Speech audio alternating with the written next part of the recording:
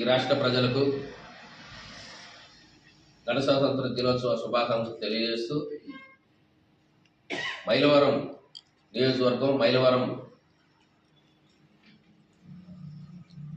Republic day సందర్భంగా ఈ రోజున ప్రజాకోర్టు ఛానల్ ద్వారాగా ప్రతి ఒక్కరికి కూడా గణస్వాతంత్ర దినోత్సవ శుభాకాంక్షలు తెలియజేస్తూ మరి ముఖ్యంగా ఈరోజు ఈ భారతదేశంలో అణగారిన వర్గాలకి స్వాతంత్రం వచ్చిందని కూడా మనం భావించవచ్చు.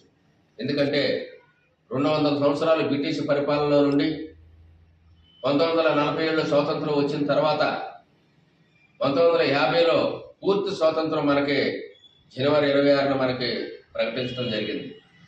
దాని ద్వారాగా ప్రతి ఒక్కరూ కూడా మన హక్కులను మనం కాపాడుకుంటూ మరి ఈ యొక్క భారతదేశంలో బాబాసాహెబ్ డాక్టర్ బిఆర్ అంబేద్కర్ గారు రాసిన రాజ్యాంగం పట్ల మరి నడుస్తున్న ఈ తరుణంలో వారిని కూడా మరి ఒకసారి ఈ జనవరి 26వ తారీఖున మనం గుర్తు చేసుకోవాల్సిన బాధ్యత ఈ భారతదేశ ప్రజలందరికీ కూడా ప్రతి ఒక్కరికి కూడా అవసరం ఉంది.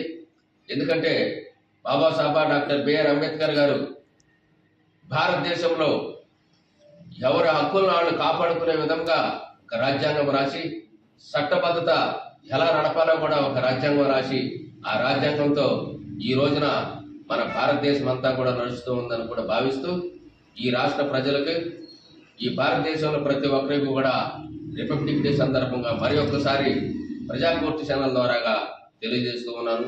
నా పేరు గుర్రు ప్రతాప్, మైలవరం, ఎన్టీఆర్ జిల్లా.